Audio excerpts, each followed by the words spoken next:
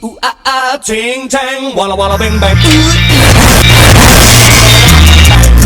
Ooh ee, walla walla, ting tang, walla walla bang bang.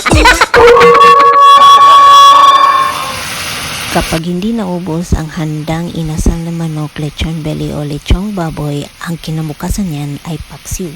Tulad ng paksiw, ang content na ito ay parang FYP. Mahalaga pa rin ang laundry powder dahil gamit na gamit siya sa paglalaban ng mga shoes, sneakers. Nilalaban ko ang mga sapatos ng aking estudyante kahit na makabili o hindi ng bagong shoes. Mahalaga ang sabon dahil mahalaga rin ang maglaba.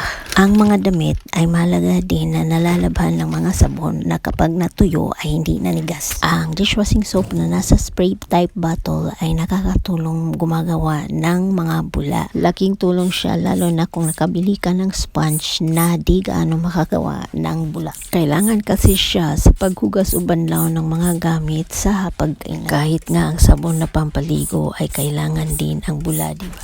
Parang ganyan ang sabon. Para siyang paksiw na kailangan mong gawan ng paraan upang magamit dahil sa paglalaba o paghugas o banlaw. Marami ng uri ng sabon kung kaya't ating unawain ang kanyang naidulot sa ating buhay. Ako ay gumagawa lang naman ng paraan upang ako ay makapaghugas, makapagbanlaw o makapaglaba o di kaya makaligo. Sulitin talaga ang lahat ng mga biyayang binigay ni Panginoon sa atin. Si Donnie na isang softener ay matagal ko nang kilala since I was schooling in the Philippines. Kaya sobrang saya ko nang makita ko ito sa tindahan at di nag-antubiling bumili. Ang katabi ni Donnie ay ang gel type na laundry soap. Sa Costco, napuna ko ang container na ito. Hindi to nailikha, naisip kung wala tong karanasan. Nagmula ito sa bansang Four Season Country. Hindi lang siguro ito maganda, ngunit matibay din sa storaging. Hindi kasi ako nagtapon agad ng mga container. Sa kadahilanan ng pamimili ko ay hindi minsan nasa container kundi sa mga pakete. Lahat na kasing ating ipagkasya na. So, ayan na. Ginawan ko talaga siya ng content.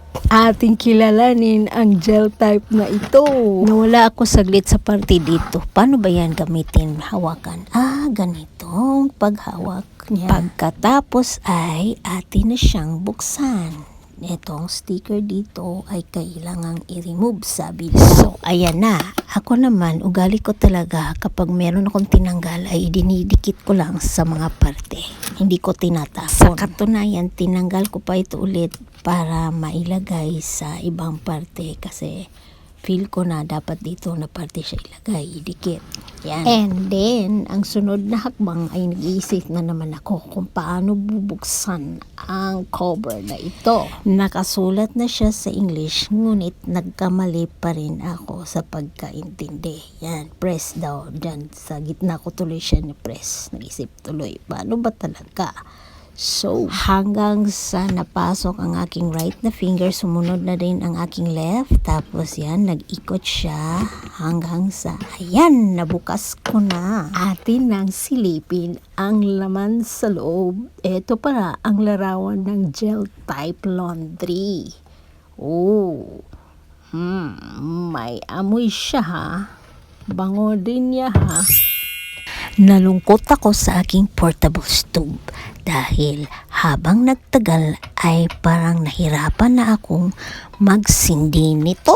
So, bago tayo bibili ng bago ay nag-check muna ako. Baka kasi ang problema ay ang butin. So, kahit mahal ay binilihan ko siya ng iwatani. Gumagana pa pala ang aking portable stove. Subalit, hindi sa butin ang problema. Kailangan mo lang siyang i-reset ulit. Yung sinasaksakan ng butin ay merong konting pindutan na iyong kailangan pindutin. Pang siya ay ma-reset at magaang magsindi ulit. Hindi naman to masayang si Iwatani. Itatago ko pa rin ito para sa mga future na naman kung sakaling hindi na naman gagana ang aking portable stove. Naalaala ko tuloy ang aking content na field checker. Ang field checker ang una kong nabili nang masira ang aming stove. Nag-alala ako sa usok kasi mag-fire alarm. So kung pang matagalan naman na pagluluto ay siguro ito na ang gagamitin ko.